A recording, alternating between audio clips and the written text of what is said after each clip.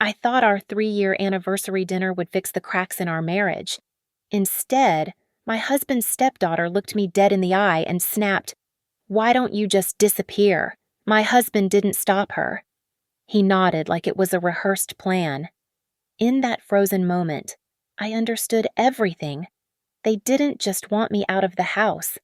They wanted me erased from every single document. My name is Renee Hartwell, and in my line of work as a freelance financial analyst, I am trained to spot when the numbers do not add up. I am 36 years old, and until 5 minutes ago, I believed I was the cherished wife of Grant Whitaker, the golden boy of the Whitaker Meridian Empire. Now, sitting in the oppressive velvet luxury of the Gilded Spur, I realized I was merely a line item on a balance sheet that was about to be balanced. This dinner was supposed to mark 3 years of marriage. Grant had promised a romantic evening, just the two of us. Instead, the private dining room in Nashville was packed with company shareholders, family lawyers, and people whose net worth exceeded the GDP of small countries. The air did not smell of roses and candle wax. It smelled of mergers, acquisitions, and old money. This was not an anniversary. It felt like a restructuring announcement. Then Sloane walked in. At 20 years old, Grant's daughter carried herself with the arrogance of someone who had never heard the word no. She swept past the table, ignoring my attempted greeting, and signaled for the waiter with a snap of her fingers. She treated the staff better than she treated me. "We can start now," Sloane announced, pulling out a chair at the head of the table, effectively blocking my view of the room. "I have an exam tomorrow, and I don't have all night to play happy families." "Happy anniversary to you, too." "Sloane," I said, keeping my voice steady. She smirked, inspecting her manicure. "Oh, right. 3 years. It is cute how you count them, like you think they are permanent."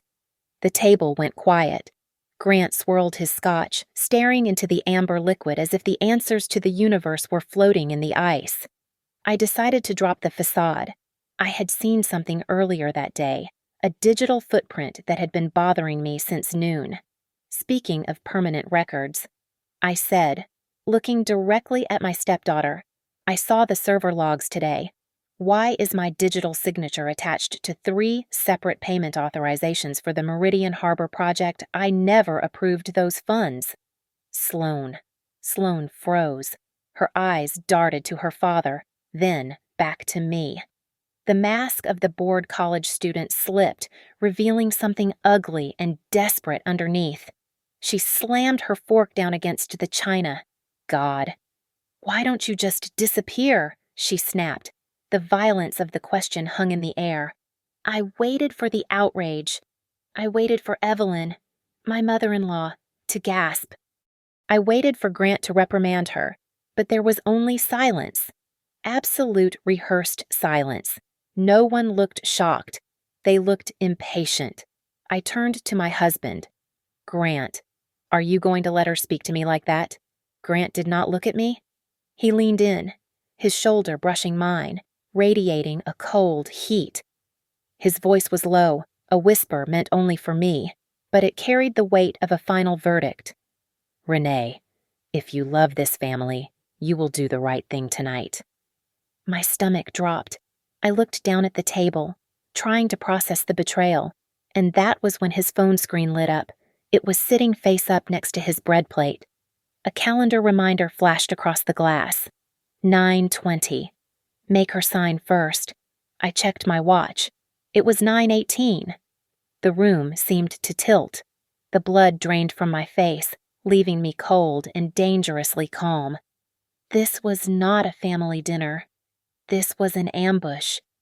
They had not just gathered here to celebrate, they had gathered to witness an execution.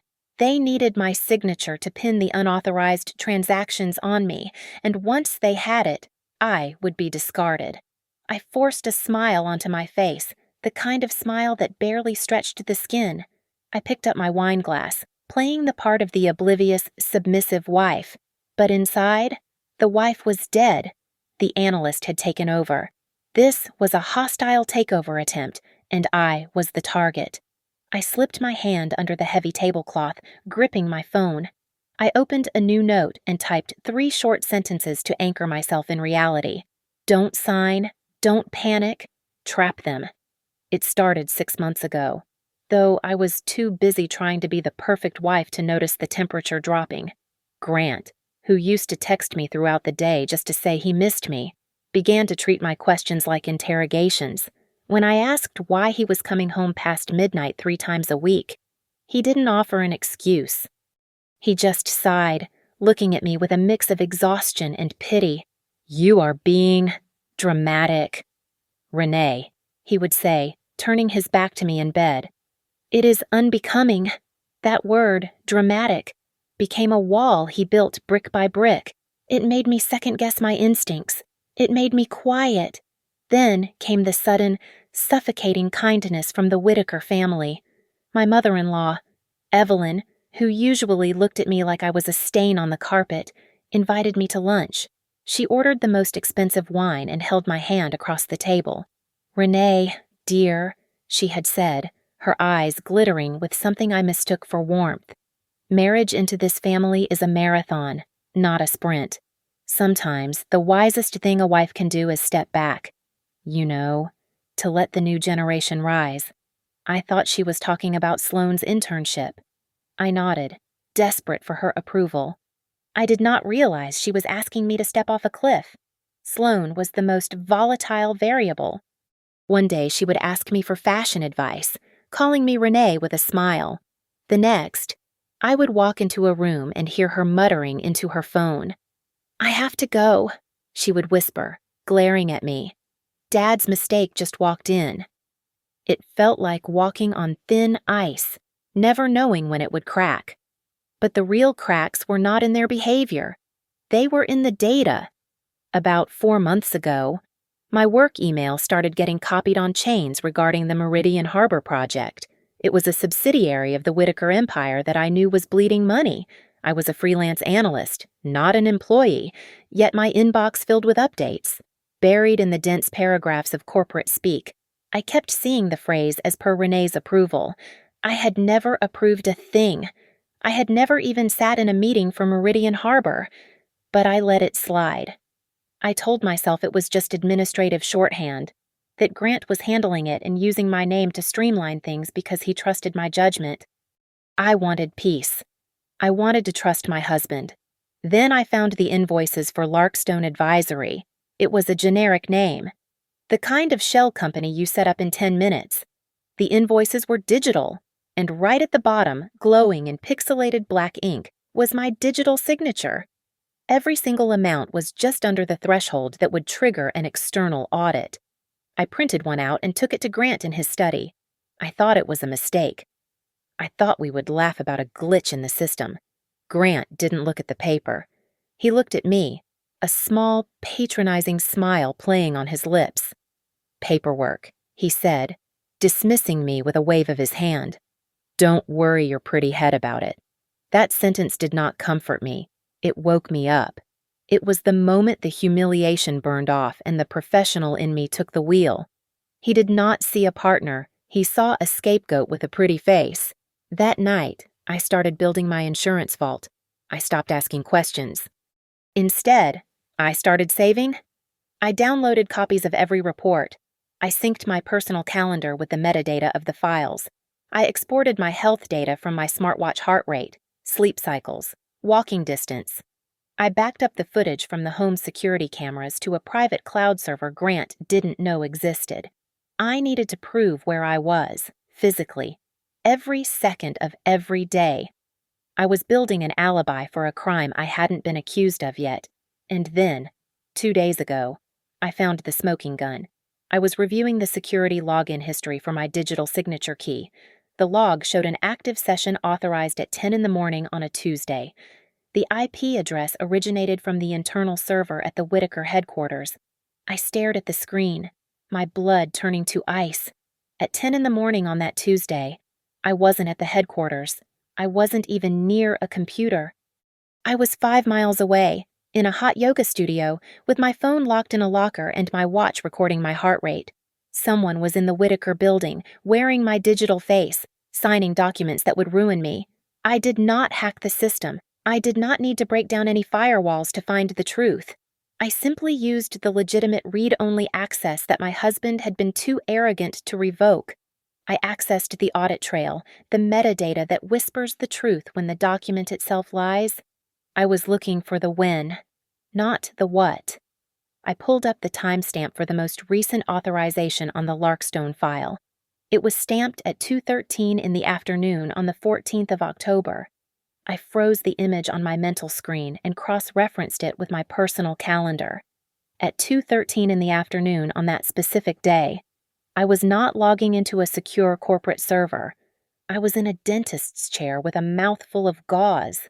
I had the receipt timestamped at 2:40. I had the text message to Grant complaining about the numbness. Physics was my defense. I could not be in two places at once. I widened the search parameters. I filtered the database for every invoice tagged Larkstone Advisory. The numbers cascaded down the screen. A waterfall of calculated theft. $40,000 here, $60,000 there. Always just under the approval threshold. I did the mental math. In one single quarter, they had siphoned nearly $1 million out of the company. The money did not stop at Larkstone. I traced the routing numbers through the system. The funds sat in the Larkstone account for less than 24 hours before being wired to a secondary entity called Candlewick Ventures. I had never heard of Candlewick. It was a ghost ship. From there, the trail went dark, likely offshore. Likely into accounts that would require a federal subpoena to crack. The pattern was elegant and brutal. They used the guise of consulting fees to legitimize the cash withdrawal. Then, they used my digital signature to legitimize the authorization. If the shareholders asked where the money went, the paper trail pointed directly to me. I was the incompetent analyst who approved bad vendors. I was the leak in the boat. Then I found the email that made my blood run cold. It was a memo sent from my account to the operations team 3 weeks ago. It recommended cutting the preventative maintenance budget for the harbor cranes by 30% to offset the consulting costs. I never wrote that. I would never write that. They were not just stealing money, they were setting me up for criminal negligence. If a crane snapped and killed a dock worker, I would not just be fired. I would be liable for manslaughter. My mind raced to the how. Someone was not just guessing my password. Someone was bypassing the two-factor authentication from the back end. That required administrative access on a physical server level. It required someone who could operate the machine from the inside out. I thought about the IT department. Most of them were kids Grant bullied into submission. But then I remembered the new hire, Rowan Pike. He was the head of IT security, hired 2 months ago without a single job posting on LinkedIn or Indeed. He worked in a server room that was always locked. I had never seen him in the cafeteria. I had never seen him at happy hour. He was a ghost employee. He was the only one with the keys to the kingdom. I blinked, pulling myself out of the digital memory palace and back to the cold reality of the gilded spur. Across the table, the candles flickered against the crystal glasses. I watched my mother-in-law, Evelyn, lean in close to Sloane. She was not comforting her granddaughter. She was gripping Sloane's wrist, her fingers digging into the skin. Her lips moved in a rapid, sharp rhythm. I realized then that my initial assessment was wrong. Sloane was not just a spoiled brat lashing out at a stepmother. She was a participant. She was being coached. They had given her a role to play, and she was terrified of fluffing her lines. My phone vibrated against my thigh, a single, sharp jolt that felt less like a notification and more like a warning shot. I kept my hand under the table and glanced down. It was a text from a number I did not have saved, but the message was screaming in capital letters. "Don't sign tonight. They're building a hole with your name." My heart hammered against my ribs. I tapped the number, and a name flashed in my memory, Mateo Brooks. He was the former operations manager at Meridian, a man who had been quietly pushed out 6 months ago because he asked too many questions about inventory discrepancies. Mateo was the only person in that building who respected my analysis over my husband's last name. If Mateo was breaking silence now, the situation was not just bad, it was catastrophic. I needed to leave the table. "Excuse me," I said, standing up and smoothing my dress. "I need to visit the ladies' room. I'll be right back." Grant didn't even look up from his drink. "Don't take too long. Renee, we are on a schedule." I walked briskly to the restroom, the heels of my shoes clicking against the marble floor like a ticking clock. Once inside the safety of the heavy oak door, I locked myself in the furthest stall and dialed Nina Caldwell. Nina was not just a divorce lawyer. She was a shark who specialized in financial defense and forensic accounting. She picked up on the second ring. "Renee, it is 9 o'clock on a Friday. Tell me you are not in trouble." "I am at the Gilded Spur with the entire Whitaker board," I whispered, my hand trembling slightly. "Mateo Brooks just texted me. He says they are packaging the Meridian Harbor losses to dump on me. They want me to sign something tonight. Listen to me very carefully." Nina's voice shifted instantly from friend to counsel. "I want you to put the phone on speaker and record this conversation. I am giving you a 3-layer strategy. Layer 1 delay. You do not sign anything tonight.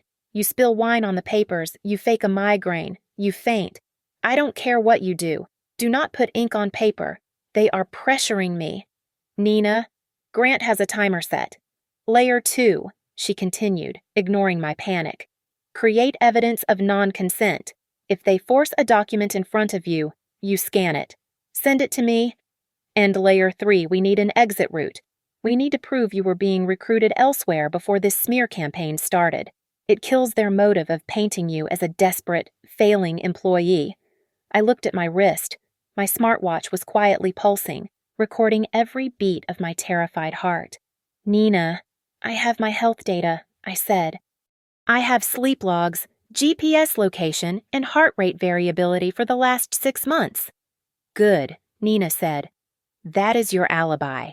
If they claim you signed a digital authorization at 3 in the morning, your sleep data will prove you were unconscious. Now, listen to the red flags. If the document contains the words acknowledge, retrospective approval, or oversight, you drop the pen. Those are legal traps. They are confessions disguised as corporate jargon. I understand. Go back out there," Nina commanded. "Do not let them see you sweat." I hung up and took a deep breath. I checked my reflection in the mirror. I looked pale, but my eyes were sharp. I put the mask back on. I forced the corners of my mouth up into a soft, apologetic smile. When I returned to the table, the atmosphere had shifted. The waiters had cleared the main course, and the table was bare except for the centerpieces. Grant was checking his watch. "I am so sorry," I said, sitting down and placing a hand on Grant's arm. "I am just a little tense tonight. It has been a long week." Grant looked at me, his eyes scanning my face for any sign of rebellion. Seeing none, he relaxed slightly. He thought I was folding. He thought the prey had stopped running. "It's fine," he said, his voice smooth and devoid of affection. "Just make sure you are ready." He glanced at his phone again. 9:20. We are right on time. I looked across the table at Sloane. She wasn't looking at her phone anymore. She was staring at me. It wasn't a glare of hatred. It was a blank, hollow look. She was looking at me the way you look at a file right before you drag it to the trash bin and click empty. She knew I was about to be deleted. The air inside the private dining room had become unbreathable, thick with the scent of expensive cologne and impending betrayal. I slipped through the glass doors onto the terrace, needing the sharp bite of the Nashville night to clear my head. I thought I was alone until the tip of a cigar glowed bright orange in the shadows of the corner. "The air is better out here," a voice said. It was deep, textured like gravel, and entirely out of place at a Whitaker celebration. But the company is worse. I turned to see Cal Rourke leaning against the stone railing. He was the CEO of Rourke Axis, the sworn enemy of the Whitaker empire. He was not on the guest list. His presence here was like a shark circling a swimming pool. "Mr. Rourke," I said, keeping my back straight, If Grant sees you here, he will call security. Cal stepped into the light. He looked at me with a terrifying kind of recognition. He won't see me. He is too busy rehearsing his speech. And please, call me Cal. I feel like I know you. Renee Hartwell. I froze. My name is Whitaker. Is it? Cal smirked, flicking ash over the railing. I read the risk assessment reports on the Meridian Harbor expansion. The ones that were officially anonymous but had a syntax and depth of analysis that Grant is incapable of producing. You wrote them? You predicted the liquidity crisis 3 years ago. I don't know what you are talking about. I lied. You do, Cal countered, his voice dropping to a low, serious register. Whitaker Meridian is a sinking ship. Renee, they have been taking on water for a decade. To stay afloat, they need to jettison the heaviest cargo. Or in this case, they need to blame the navigator for steering them into the rocks. You are the navigator. He was confirming everything Mateo had texted me, but hearing it from the competition made it real in a way that terrified me.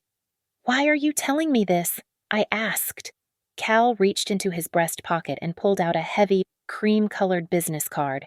He slid it across the stone railing toward me. I am launching a new fintech division next quarter, Cal said. I need a chief financial officer who can see a crash before it happens. I am offering you the job. Base salary is double what Grant pretends to pay you. I looked at the card, then at him. You want to hire me? Now there is a condition, Cal said, his eyes locking onto mine. I need my CFO to be clean. No baggage, no pending SEC investigations. No fraud charges attached to her name. If you sign whatever they put in front of you tonight, you are useless to me. If you walk out clean, the job is yours. I took the card, my fingers brushing the embossed lettering. I realized what he had just given me. It was not just a job offer, it was a shield. If I had a documented job offer from a competitor dated before the Whitakers accused me of fraud, it proved I had no motive to steal. It proved I was leaving, not looting. Why, tonight I asked, slipping the card into the hidden pocket of my dress. Why is Grant doing this right now? Cal laughed, a dry, humorless sound. You really don't know Grant isn't just cutting you loose to save the company. He is making room. He is marrying into the Vanderwalt family. Old mining money. He needs to show them he has cleaned house before he announces the engagement. That is what the cameras are for. The final piece of the puzzle clicked into place. Sharp and painful. Grant wasn't just destroying me for money. He was destroying me to clear the stage for his next act. He needed a villain so he could play the hero for his new investors. Thank you, I said, my voice cold steel. Don't thank me yet, Cal said, stepping back into the shadows. Survive the next hour. Then we will talk numbers. I turned back to the glass doors. Through the pane, I saw the room. The waiters were pouring champagne. A camera crew had set up tripods in the corner. Grant was adjusting his tie, looking more alive than he had in years. Sloane was staring at the floor. I took a deep breath, letting the cold air fill my lungs one last time. If they need an audience, I will give them one, I thought, pushing the door open. But they are going to watch themselves fall. I stepped back into the warmth. The chatter died down. The sound of a spoon clinking against a crystal glass rang out, sharp and demanding. Grant stood up, raising his glass. The red light on the camera turned on. The show was starting. The waiter did not bring dessert. Instead, the double doors of the private room swung open, and Evelyn walked in, flanked by a man I had never seen before. He wore a suit that cost more than my first car and carried a leather briefcase that looked heavy enough to crush bone. They stopped at our table, and without a word, the man placed a thick, bound document in front of me. It landed on the starch-white tablecloth with a dull, heavy thud. It did not look like a contract. It looked like a pair of handcuffs. Grant reached over, his hand resting casually on top of the pile of papers.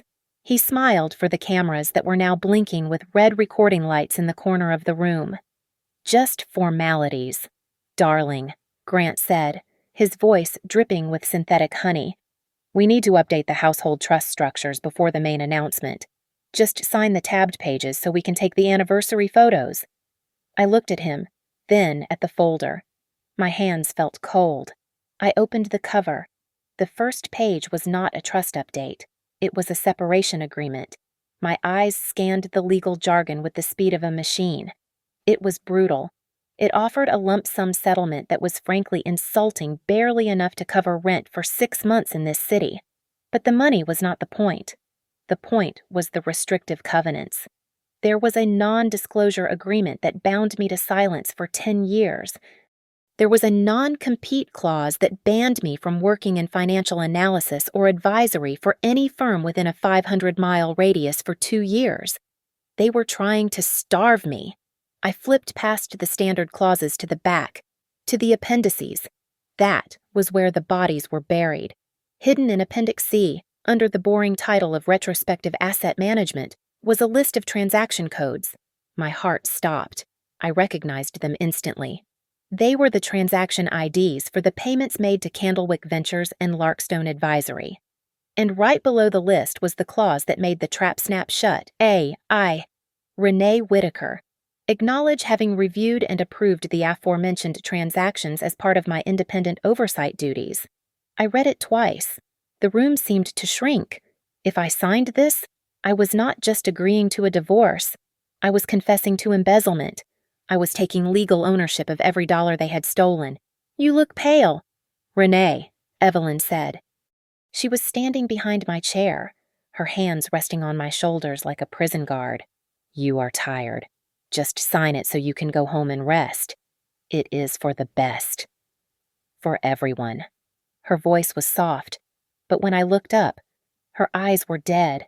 She was looking at me like I was livestock being led to the slaughterhouse. I did not pick up the pen. I kept my hand flat on the page, covering the damning text. I need to read this. I said. My voice was steady, but my knees were shaking under the table. Grant's smile faltered. A vein in his temple began to throb. Renee, we have discussed this. It is standard legal boilerplate. Don't be difficult. It is 30 pages. Grant, I said, looking him in the eye, I am a financial analyst. I do not sign anything I have not audited. That is the job description, isn't it? Sloane let out a breath, a long, shaky exhale. She looked relieved, as if she just wanted the deed done so she could stop watching the crash. She tapped her fingers nervously on the table. Grant leaned in closer. The smell of his scotch was overpowering. Don't embarrass me, he hissed, his teeth clenched behind his smile. Not tonight. Not with these people watching. I glanced at the clock on the wall. It was 9:08. I needed time. I needed to get this document to Nina. Give me 12 minutes, I said, bargaining for my life. I just need to review the appendix. If it is just formalities, it won't take long. Grant looked at his watch, then back at me. His eyes narrowed into slits. He realized I was stalling, but he couldn't cause a scene in front of the cameras and the board members. He had to play the benevolent husband for a few more minutes. Fine, he whispered, the sound sharp as a razor blade. You have until 9:20. That is when I go to the podium. If that paper isn't signed by then. Well, you can find your own way home. And I don't just mean a ride. He pulled back, adjusting his cufflinks, and turned to charm a nearby shareholder. I clutched the folder to my chest. It wasn't just paper anymore. It was the only weapon I had left. Evelyn had pointed me toward the VIP lounge, a secluded room with plush leather chairs and absolutely no witnesses. I did not go there. Instead, I walked to the main service corridor, right outside the kitchen. I looked up and spotted exactly what I needed, a black dome security camera with a blinking red LED. Mounted high on the wall, I stood directly beneath it. If Grant wanted to claim I signed this voluntarily, he would have to explain why I was standing under a surveillance camera, photographing the evidence like a crime scene investigator. I placed the folder on a service credenza. My hands moved with mechanical precision. I opened the camera app on my phone, turning off the flash to avoid drawing attention. Snap, turn page, snap, turn page. I captured every single sheet, focusing specifically on Appendix C and the acknowledgement clause. Within 30 seconds, the images were uploaded to an encrypted folder shared with Nina. My phone buzzed. It was a text from Nina. Send the email. Now. I switched to my email app. We had pre-drafted the subject line statement of non-consent under duress. I typed furiously, my thumbs flying over the glass screen. I, Renee Whitaker, am currently being held at the Gilded Spur. I have been presented with a separation agreement and a retrospective financial approval document. I have been threatened by Grant Whitaker that if I do not sign by 9:20 in the evening, I will be abandoned without resources. I am signing nothing. Any signature appearing on these documents after this timestamp is a forgery. I hit send, it went to my personal account, Nina's secure server, and just for good measure, blind copied to my personal cloud storage. The timestamp read 9:12 in the evening. I was not done. I held the phone to my ear, pretending to listen to a voicemail, but I switched to the voice recorder. It is 9:13 in the evening, I said, keeping my voice low and level. I am standing in the North Corridor. Grant Whitaker and Evelyn Whitaker are inside the private dining room. They are attempting to coerce me into accepting liability for the Candlewick Ventures transactions. I am sober.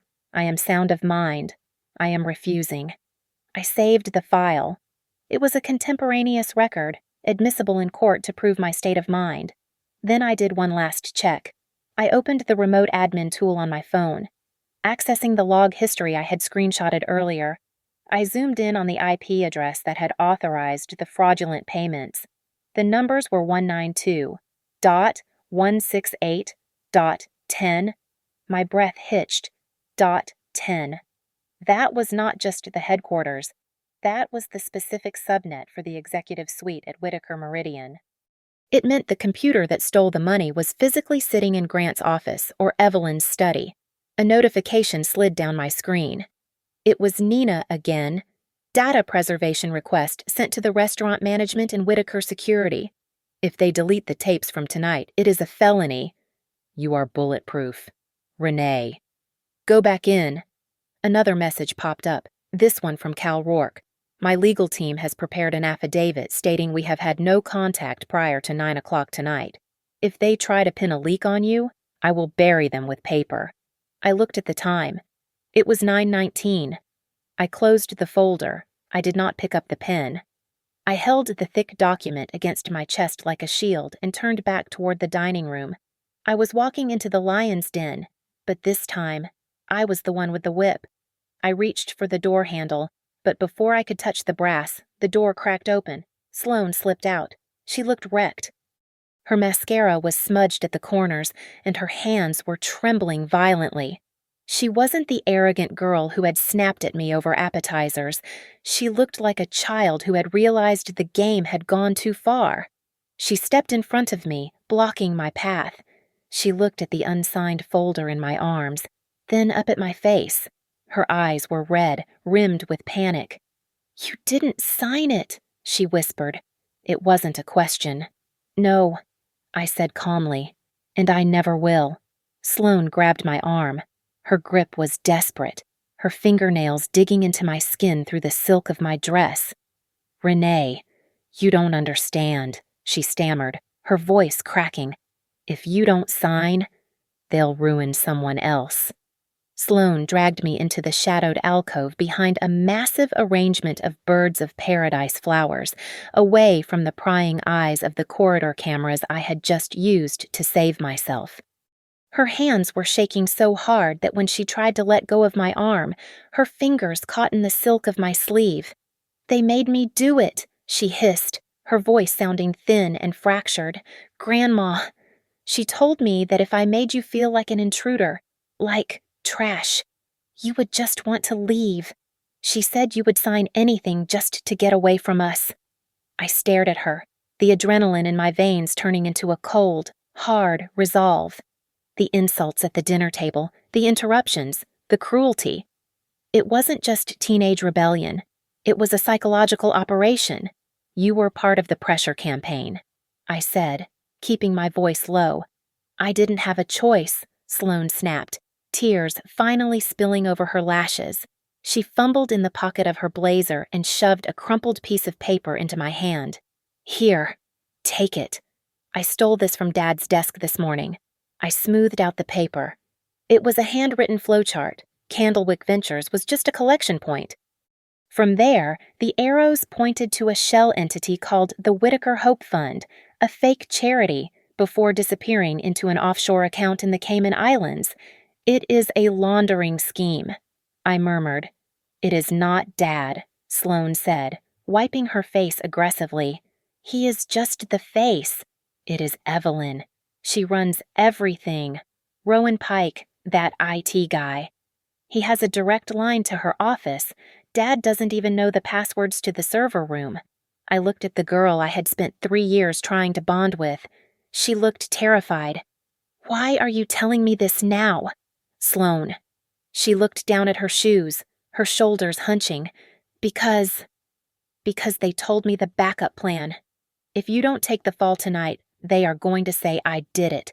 They said since I am young, the courts will go easy on me. They want to pin the hacking on me. Renee, my own father agreed to it. The horror of it washed over me. Grant was willing to sacrifice his wife to save his fortune. And if that failed, he was willing to sacrifice his daughter.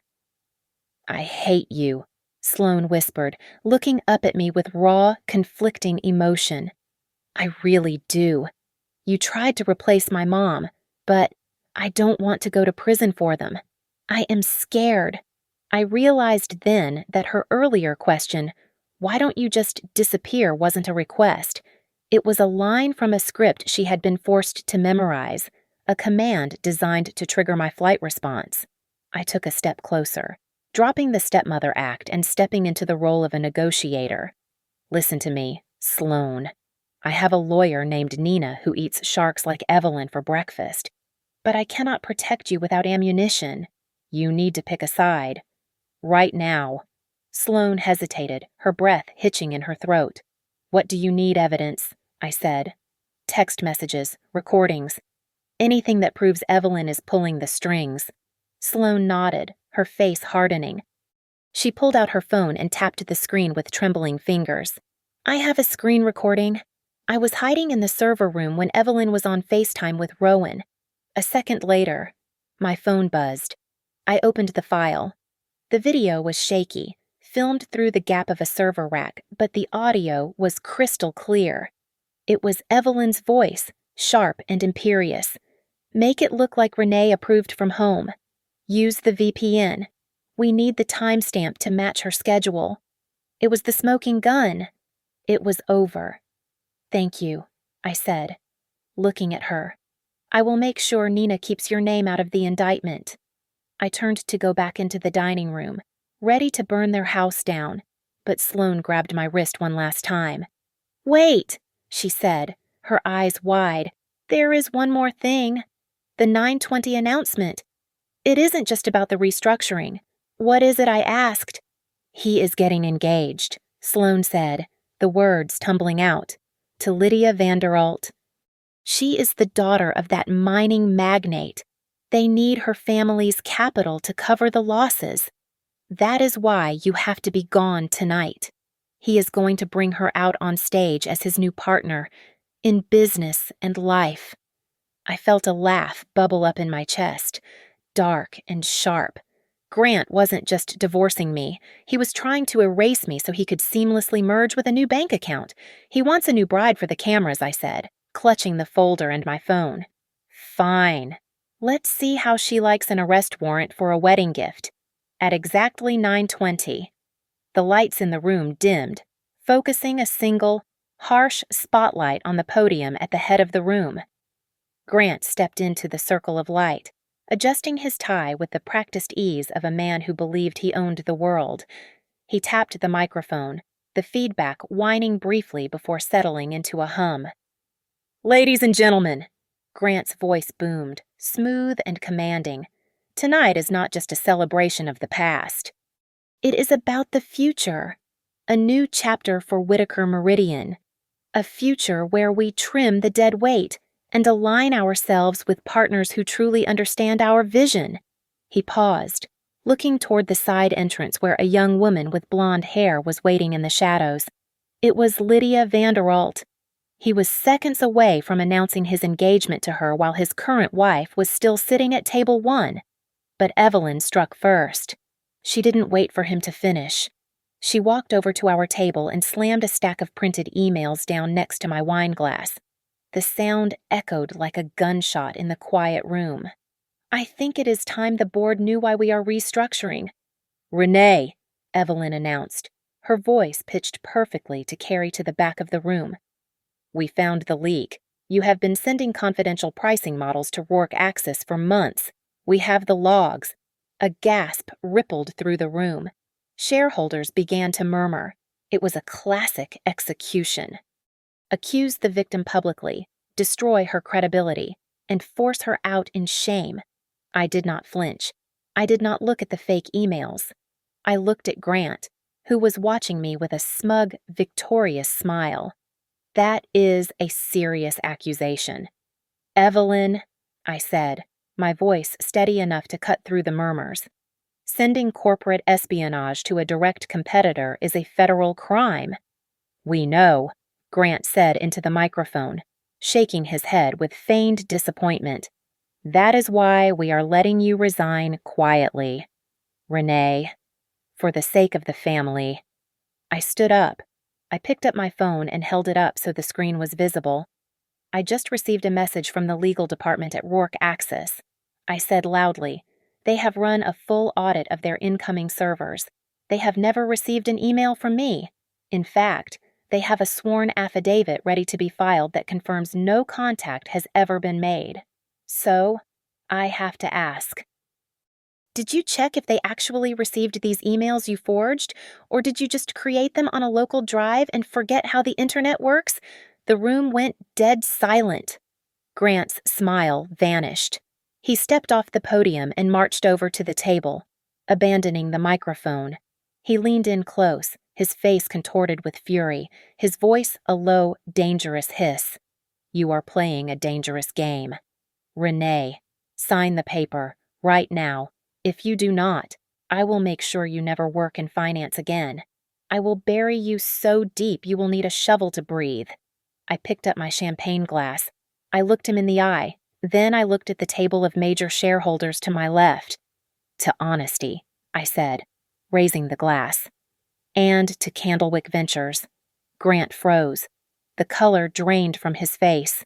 And to the $980,000 that vanished from the Harbor Maintenance Fund last quarter. I continued, my voice ringing out. The exact amount needed to repair the cranes that are currently a safety hazard. I wonder why that money was routed through a consulting firm that doesn't exist. The board members were not murmuring anymore. They were staring at Grant.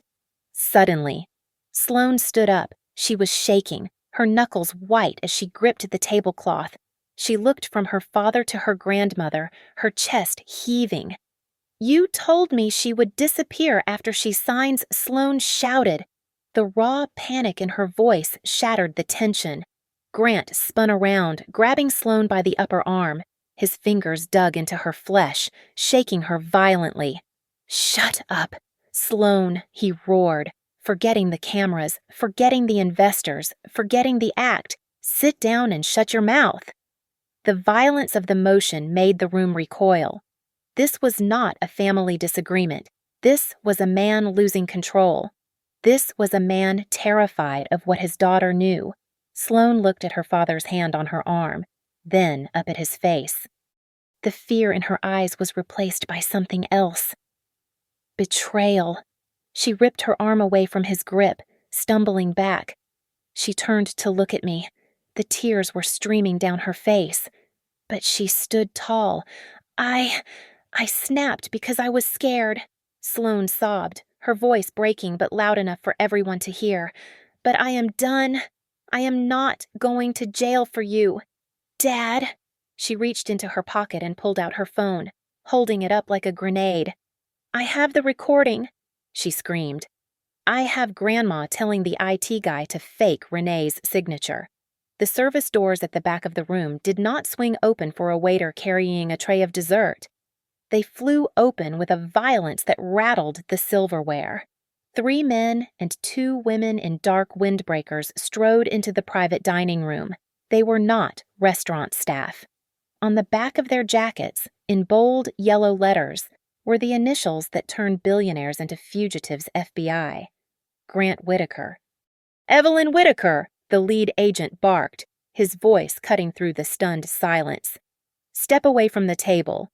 We have a federal warrant for the seizure of all electronic devices and records related to the Meridian Harbor project."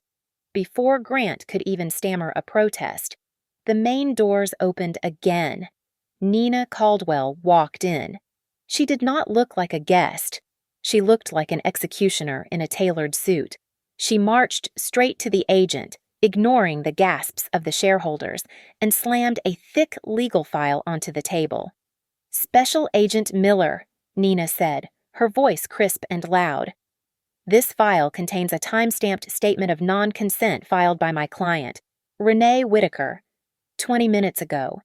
It also contains a preservation request for the security footage of this room, which will show my client being physically threatened and coerced."